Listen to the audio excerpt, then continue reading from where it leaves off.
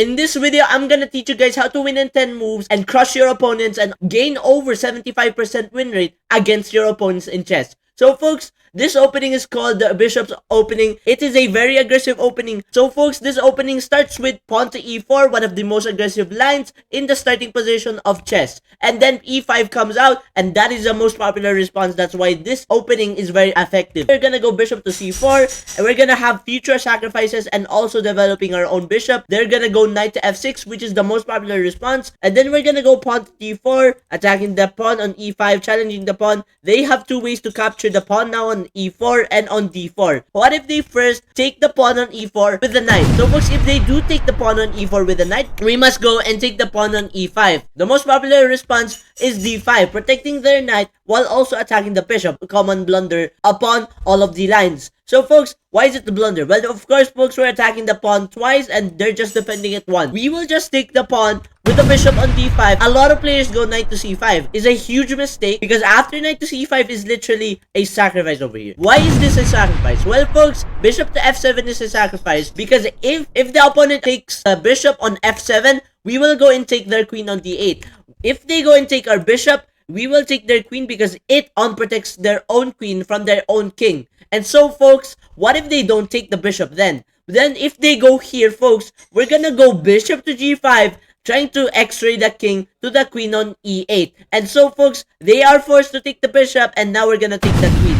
And so, folks, that was why this opening is very advantageous, because you can literally trap them quickly in the center of the board, or maybe even x-raying them, or maybe even sacrificing a piece like this bishop on f7 over here. Maybe there are other lines, so let's discover some other lines. So we go back with the bishop on c4. Keep in mind this setup opening because you will always be playing it, and it is the setup opening because when you do this, now you can sacrifice and develop some pieces. And there is another line. Pawn takes d4. And so if they do take their pawn instead of our pawn on e4, well then folks, we're gonna go knight to f3 so that more pieces also can attack on that side of the board while also trying to challenge this pawn on d4. They have a choice here. Two choices. They can take the pawn on e4 or knight to c6 and protect the pawn on d4. Let's go for the first line, knight to e4, taking our free pawn because a lot of opponents like to take a pawn being greedy. And so what we will do here is to take the pawn on d4.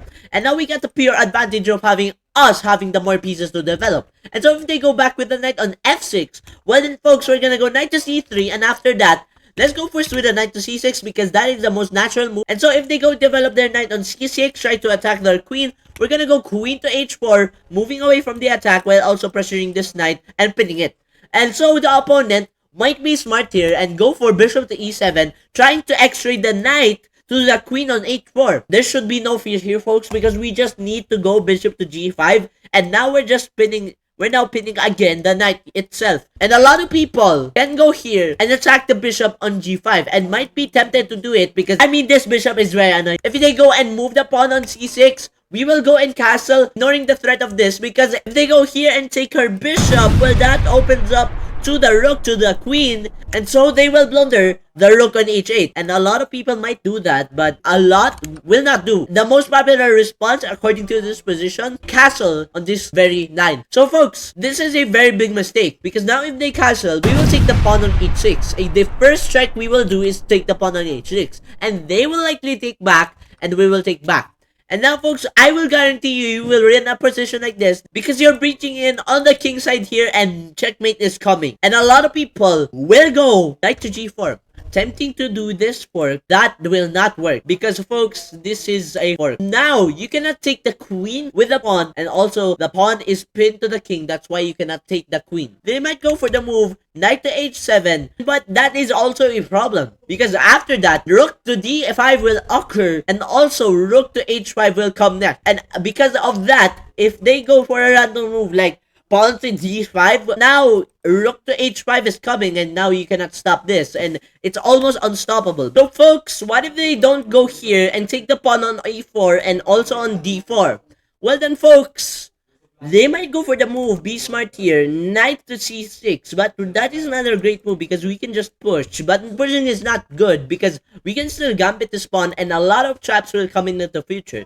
If they go and take our pawn on d4, well then folks, we're gonna go castle. Being very zen here, and plus having to activate a rook and also making our king safe. Not only that, we are letting this pawn in because a lot of lines later, we will go and defeat them with this knight. And if they go and take the pawn on e4, folks, which they might do because it is a free pawn, we will go here. Rook to e1. That is a pin to the knight and to the king. You cannot move your knight because of the fact that the rook is eyeing to the king. And so if that happens, they might go pawn to d5. After that, we will just go and take the pawn on d5 and they might go and take the bishop back on d5. We will go knight to c3. It is a very pressuring position because now if they take, we will take their queen back for free. You cannot take the knight with another knight because of the fact that the rook is pinning to the king, and yeah, I will guarantee you will win this game because after queen to d5 backing out, we will go and take the knight on e4, which is pinned a while ago, and we'll just win the game, gaining our material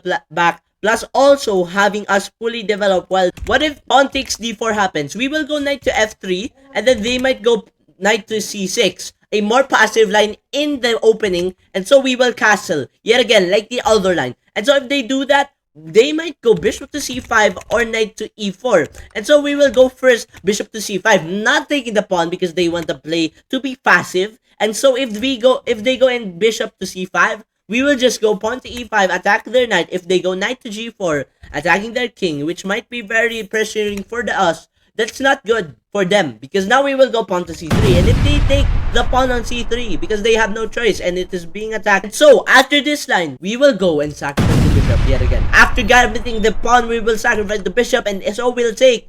And a lot of people will do that. We will go queen to d5, and that's a check and a fork to the bishop. And they will go back, and now we will take the bishop. And now we have an exposed king gaining our material back, plus black having only 2 pieces developed while us having aggressively won over the position while also achieving this trap of the queen over here, which you might do in a future game. What if they go bishop to c5 instead of going pawn to d5?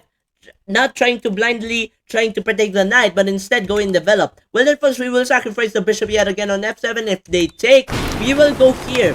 Queen to d5, forking the king and the knight. Not the bishop because it's being protected by the knight, but the knight. So folks, if they move their king to somewhere safe like this, well then folks, they're dead already because that is a fork, and now we're winning our material by plus 1 point, and plus this pawn is already dominating the center.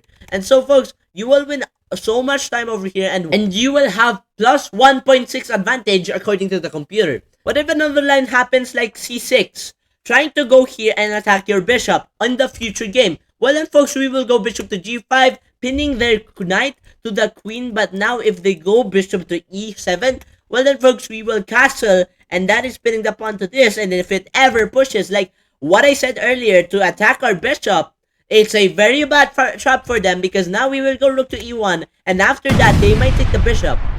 They might just take the bishop. A lot of people will do this, and this is checkmate because of the fact that the bishop cannot take the queen and it's on check. The bishop is pinned from the rook to the king, and also this is covering by the rook and the queen, and now you cannot escape with the king. You can checkmate in 10 with this opening. You can win over 75% in this opening. And yeah, I think that's it. I hope you learned some more lines against the bishop's opening and against your opponent. See you guys in the next video. And yeah, please subscribe and like to motivate me to make more videos like this. Peace out.